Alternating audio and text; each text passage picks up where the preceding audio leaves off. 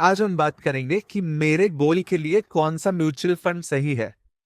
Okay, सो हम चार पांच टाइप के म्यूचुअल फंड देखेंगे। पहला, जिसका नाम है लिक्विड फंड। लिक्विड फंड क्या करता है, आपका पैसा अगर मुझे एक दिन से एक वीक तक रखना है, एक महीने तक भी रख सकते हो आप। शॉर्टेस्ट ड्यूरेशन है, ज्यादा वोलेटिलिटी के साथ खेलना नहीं है, बट थोड़ा थोड़ा रिटर्न भी बनाना है।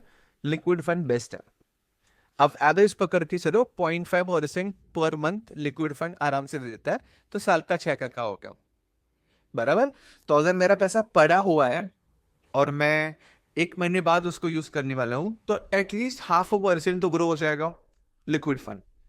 अब अगर मेरा 10 ईयर जो है वो एक महीने की जगह पे लेट्स से एक साल है, और एक साल के बाद मुझे वो अमाउंट लगेगा ही लगेगा, तो नेक्स्ट ऑप्शन जो होता है उसको बोलते हैं हम डेट फंड।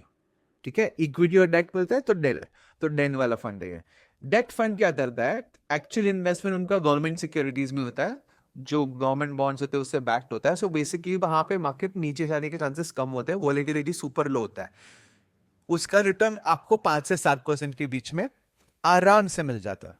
अगर मुझे 5 से 7% का रिटर्न आता है in the next 1 year and doing good, बराबर। क्योंकि टैक्सेशन जो है म्यूचुअल फंड में वो अलग है देन योर एफडी टैक्सेशन। सो अगर मैं सोचूं कि मैं एक साल पैसा रख रहा हूँ इन्वेस्ट करके, तो एक साल एक महीना के बाद मैं उसको निकालूंगा, तो मुझे long term capital gain tax पड़ेगा, बट फिर भी टैक्सेशन के बाद आपका रिटर्न अच्छा रहेगा। ठीक है, अब मेरा अगर टेन्योर उससे ज्यादा है और मुझे चाहिए कि मैं लमसम इन्वेस्ट कर रहा हूँ, बट बहुत रिस्क ना हो उसमें, मुझे कॉम्बिनेशन में लेना है, इक्विटी भी चाहिए डेट भी चाहिए। सो अगर मार्केट गिरता है तो इक्विटी पोर्शन गिरेगा, डेट वाला पोर्शन वैसे ही रहेगा। इसको हम बोलते हैं बैलेंस फंड या हाइब्रिड फंड। ये कैटेगरी के फंड जो होता है वो क्या करता है कि आपके 100 रुपए को 60 रुपए इक्विटी में, 40 रुपए डेट में इन्वेस्ट करता है। वेरिएशन होता है इस कॉम्बिनेशन का, बट आपको एक एग्जाम्पल दे रहा हूँ। तो यहाँ पे जब मैं मेरे पैसे डालता हूँ तो मुझे बैलेंस आउट करने मिलता है वॉलेटिलिटी को। तो ये हो गया बैलेंस फंड। जनरली लमसम होता है तो बैलेंस फंड के साथ जाना इजी है। या किसी को लगता है कि मैं इक्विटी में इन्वेस्ट करना चाहता हूँ एसआईपी फॉर्मेट में, बट बहुत रिस्क नहीं लेना चाहता हूँ, उनके लिए बैलेंस फंड बहुत अच्छे हैं। अब तीन अलग कैटेगरी आते हैं जिनका नाम है large cap, mid cap, small cap. हमने क्या क्या देखा, लिक्विड देखा, डेट देखा, बैलेंस फंड देखा। तीन हमने देख लिए, मैंने वो तीन आपको अभी बताया, large cap, mid cap, small cap. अभी मार्केट कैपिटलाइजेशन के हिसाब से जो टॉप 100 कंपनीज है उसको हम बोलेंगे लार्ज कैप फंड्स या ब्लू चिप फंड्स।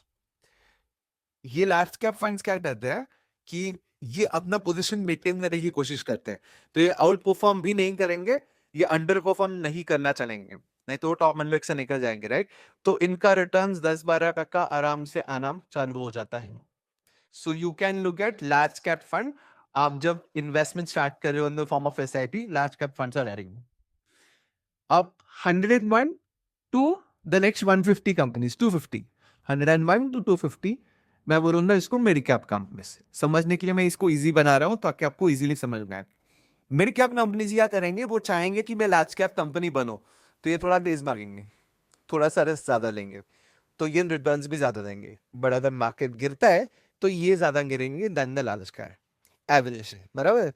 तो ये हो गए मेरे मिड कैप। तो मुझे थोड़ा सा एग्रेशन चाहिए मेरे इन्वेस्टमेंट्स में, तो मिड कैप में मुझे इन्वेस्ट करना चाहिए।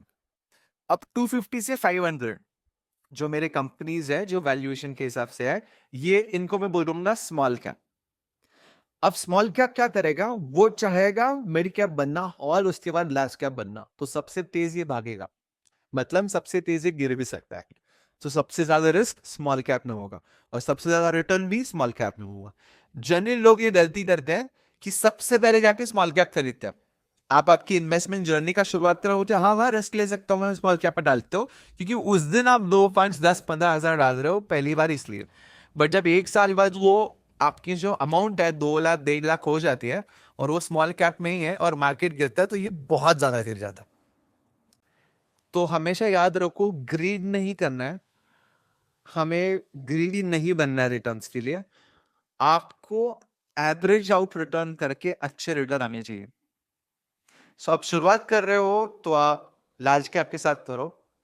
आप इन्वेस्ट कर रहे हो ऑलरेडी, लेट्स से मेरा 10,000 का इन्वेस्टमेंट है लार्ज कैप में और मैं नया 10,000 करना चाह रहा हूँ, तो अभी लार्ज एंड मिड कैप का कॉम्बिनेशन ले लो या मिड कैप ले लो, फिर आप कर रहे हो तब जाके स्मॉल कैप लो, फिर आप करो, तो ऐसे उसको डाइवर्सिफाई करो, ताकि जब मार्केट वोलेटिलिटी आती है तो पोर्टफोलियो बहुत सारा गिरे ना।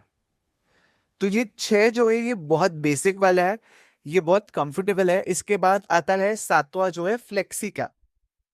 फ्लेक्सी कैप कॉम्बिनेशन हो गया मेरा लार्ज मिड स्मॉल का, और उसके इन्वेस्टमेंट हिलते रहते हैं from large mid and small. तो फ्लेक्सी कैप क्या करता है, जैसे मार्केट का स्वभाव है, वो अगर गिर रहा है तो वो लार्ज कैप की तरफ भागेगा, मार्केट ऊपर जा रहा है तो वो स्मॉल कैप की तरफ भागेगा, तो वो बैलेंस अप करता है रिटर्न्स को।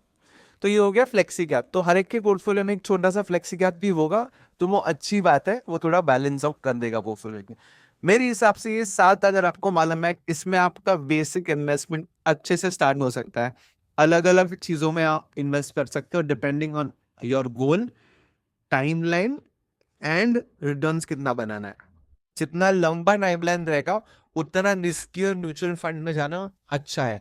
मतलब मुझे मालूम है मुझे 8-9 साल पैसे को हाथ नहीं लगाना है, स्मॉल कैप ले सकते हो कि वो इनिशियली गिरेगा बढ़ेगा, बाद में रिटर्न अच्छा देगा, है ना। सो टाइम ड्यूरेशन के हिसाब से फंड सेलेक्ट करना बहुत इंपॉर्टेंट है।